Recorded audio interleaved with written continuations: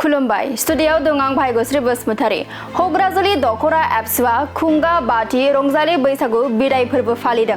नंगौ, बाथि रंजालि बैसागु बिदाय फोरबो फालिनायजों लोगोसे दखरानि सिङाव थानाय एसएसएलसि आरो एचएस आनजादाव बर' बिजोङाव फरायनानै सेथि थाखोआव उथ्रिसार जानो हानाय फरायसाफोरखौबो बरायदों हग्राजुलि दखरा एप्सआ। गुबुन बोसोरफोराव फालिनाय बायदिनो देग्लाय बोसोरावबो बाथि रंजालि बैसागु बिदाय फोरबो फालिनायजों लोगोसे थांनाय एचएसएलसि आरो एचएस आनजादाव सेथि थाखोआव उथ्रिसार जानो हानाय फरायसाफोरखौबो बरायदों हग्राजुलि दखरा एप्सआ। बे हाबाफारियावनो बिटिआरनि मावफुं सोद्रोमा नीलुर स्वर्गियारी, एप्सुनि बोसोनगिरि खुंख्रा स्वर्गियारी, बुंथिगिरि उबिद नार्जारी, सनितपुर जिल्ला एप्सुनि आफादगिरि एनस मुसाहारी आरो बुंथिगिरि आदिम स्वर्गियारीजों लोगोसे गोबां दैदेनगिरिफोर बाहागो लादों। हग्राजुलि दखरा एप्सुनि आफादगिरि नरेन मुसाहारीनि मासि लानानै सामलायनायाव बे हाबाफारिया गोजोन थासारिनि गेजेरजों जोबनानै थाङो। दिनै सनितपुर जिल्लानि सिङाव थानाय हग्राजुलि आन्चलिक दुलाराय बर' फरायसा आफादनि बानजायनायाव नैबे ओनसोलाव बा हग्राजुलि आन्चलिकनि सिङाव थानाय मेट्रिक आनजादाव सेथि थाखोआव उथ्रिनाय आरो हाई सेकेन्डारि आनजादाव सेथि थाखोआव उथ्रिनाय नैबे हाबाफारि, बे हाबाफारियाव बिथांमोना बरायनाय हाबाफारि लादों। खोब मोनसे बाख्नायथाव हाबाफारि। नैबे गोबां गोग्लैसोनानै थानाय मोनसे जायगा, गोबां भिटोरिया मोनसे जायगा, बे जायगायावबो जे गोबां फार्स्ट डिभिजन पास खालामनो हानाय फरायसुला फरायसुलिफोर दङ, आं बेखौ बाहाय फैनानै नुफैनानै गोजोननाय मोनदों। आरो नैबे ओनसोलाव थानाय नैबे ओनसोलनि गारजेनफोर आरो जायफोरा फरायसुला फरायसुलिफोरा सेथि थाखोआव उथ्रिबाय बिथांमोनखौ आंनि गोसो गोरबोनि हामग्लायनाय आरो कंग्रेचुलेसन जासियो। बेजों लोगोसे जाय गारजेनफोर बिथांमोनखौबो आंनि गोसो गोरबोनि हामग्लायनाय आरो साबायखरखौ जासियो। आरो बेजों लोगोसेनो हग्राजुलि आन्चलिक आरो सनितपुर जिल्ला दुलाराय बर' फरायसा आफादनि बिबानगिरिफोरखौबो आङो साबायखर जासिगोन। खारन बिथांमोना थुलुंगाखांनाय जि मोनसे हाबाफारि, जे नैबे ओनसोलनि सोलोंथाइनि बिथिङाव बिथांमोना खोब गोसो होनानै नैबे ओनसोलाव थानाय गारजेनफोरखौ, फरायसुला फरायसुलिफोरखौ फैबाय थानाय समाव माबायदि सोलोंथाइनि सायाव मोजां जोङो सोलोंथाइ होनांगौ, बिनि सायाव दिनै बेहाय बरायनाय हाबाफारि। थारैनो आं बाहाय फैनानै गोजोननाय मोनदों। आरो आं बेखौनो बुंनो लुबैयो जे जोंनि बर'नि नैबे ओनसोलाव थानाय गोबां हाइ स्कुलफोर दङ। बे हाइ स्कुलफोरा गोबां समयसाजों मोगा मोगि जानांनानै हाइ स्कुलफोरखौ दिनै सोलिबाय थादों, सालायबाय थादों। थेवबो जे नैबे ओनसोलनि गथ' गथायफोरा सोलोंथाइ लानायाव खम नङा। आरो नैबे ओनसोलनि रायजो राजा गारजेनफोरा जे गोबां गोरिब न'खरनि, गोबां खेथियक, थेवबो जे गोबां नाजानायनि गेजेरजों नैबे ओनसोलनि गथ' गथायफोरा फार्स्ट डिभिजन पास खालामनो हादों, बियो बाख्नायथाव। आरो आं बेखौनो बुंनो लुबैगोन, थारैनो सोलोंथाइ नङाब्ला हारिया, न'खरा, सासे बेक्तिया कुनु जिबनाव जौगानो हाया। आरो मोनसे हारिखौ आरो गावनि नैबे न'खर संसार जानायाव सोलोंथाइया जे बिराद इम्पर्टेन्ट, बेफोरबायदि बाथ्राखौ लानानैनो नैबेहाय सावरायनाय जादों। आं मिजिंथियो हग्राजुलि ओनसोलाव, नैबे खावब्ला ओनसोलाव थानाय गासैबो रायजो राजाफोरा जाहाथे सोलोंथाइनि सायाव आरोबाव सांग्रांसिन जायो, आं बेखौ मिजिंथिदों। आरो फैबाय थानाय समाव नैबे ओनसोलनि गोबां गोग्लैसोनानै थानाय लामा दालां, हाइ स्कुल आरो एमइ स्कुल, बे स्कुलफोरखौ फोसाबनाय आरो बेखौ मोजां खालामनाय, बेखौ जोङो बिटिआर सरकारनिफ्राय, जिहेतु बिटिआर सरकारनि 6.3 जिथु क्लज दङ, बे क्लजनि गेजेरजों नैबे ओनसोलाव थानाय गोग्लैसोनाय फरायसालिफोरखौ जोङो साबना हामना खालामनाय आरो बेखौ मोजां खालामनायनि दायथ'आ बिटिआर ओनसोलनि। फैबाय थानाय समाव बे ओनसोलनिफ्राय जोङो गोबां मोजां मोजां फरायसुला फरायसुलि मोननो हागोन, आं बेखौ मिजिंथियो। आरो आसा खालामो जोंनि बिटिआर सरकारनि मानिजाथाव प्रमद बर' सार, बिथांनि नाजानायाव नैबे ओनसोलाव आरोबाव मोजां जोङो रिजाल्ट मोननो हागोन, आं बेखौ मिजिंथियो। आरो आङो स्पेसियेलि हग्राजुलि आन्चलिकनि गासैबो बिबानगिरि बिथांमोनखौ आंनि गोसो गोरबोनिफ्राय साबायखर जासियो। दिनै जोङो हग्राजुलि दखरा दुलाराय बर' फरायसा आफादा खुंगा बाथि रंजालि बैसागु बिदाय फोरबो, लोगोसे जोंनि ओनसोलनि हग्राजुलि हालामनि मेट्रिक आनजादाव सेथि मासि लानानै आवग्रिनो हानाय फरायसाफोर आरो लोगोसे हायार सेकेन्डारि आनजादाव सेथि मासि लानानै आवगायनो हानाय फरायसा फरायसुलिफोरखौ नैबे बरायनाय हाबाफारि लादों।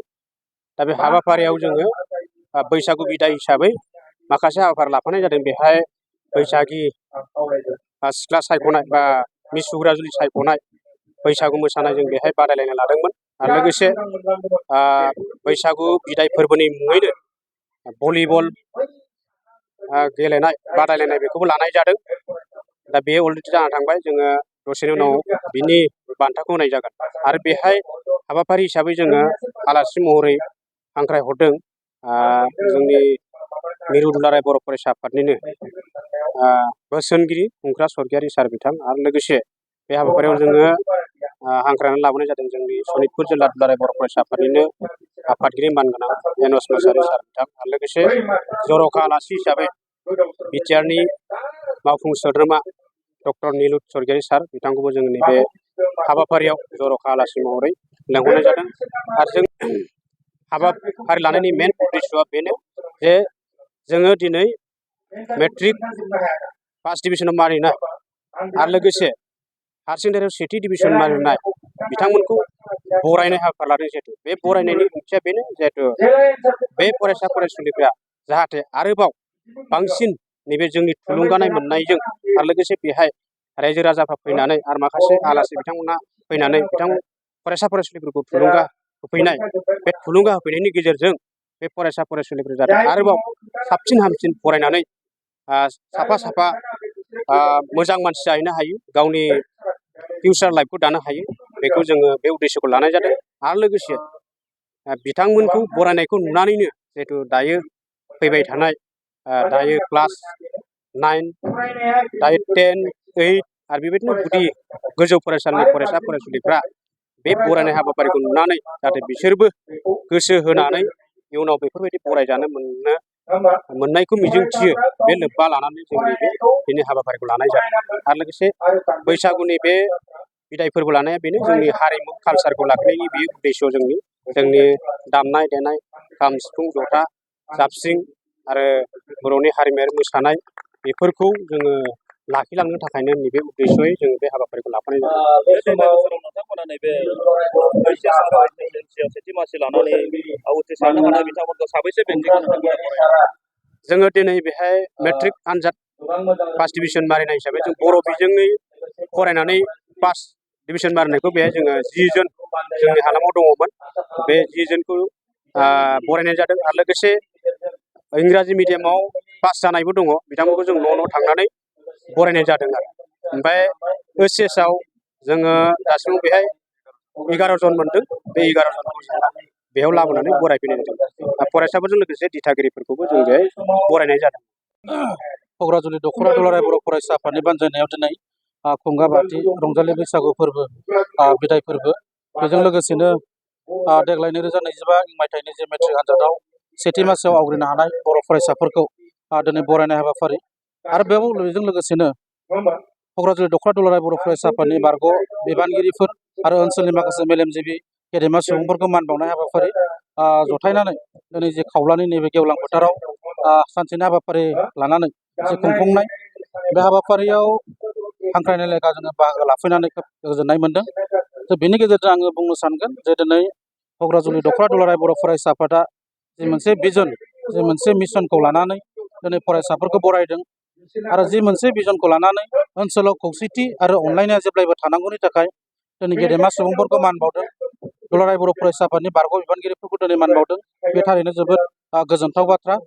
मानोना जोङो जोंनि ओनसोलाव थानाय गेदेर सुबुंफोरखौ मान होनायजों लोगोसे जोंनि माखासे उननि समाव मावनो गोनां खामानिफोरखौ ज'यै खामानि मावलांनो हानाय बायदि दिनैनि बे हाबाफारिया मोनसे बिदिन्थि हिसाबै थागोन।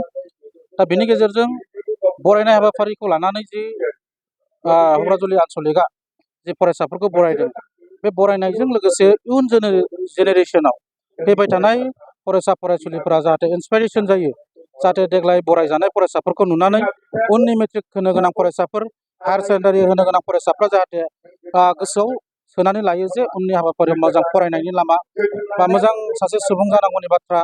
दा बोरै जोङो सासे मोजां सुबुं जानो हायो, बोरै जोङो मोजां फरायसा जानो हायो, बिनि सायाव जाहाथे दिनैनि नैबे मेलनि गेजेरजों जे मानगोनां बाहागो लाफैनाय आलासि बिटिआरनि मावफुं सोद्रोमा डक्टर निलुत स्वर्गियारि मानगोनां सारा बेसेन गोसा बिबुंथि लाखिदों।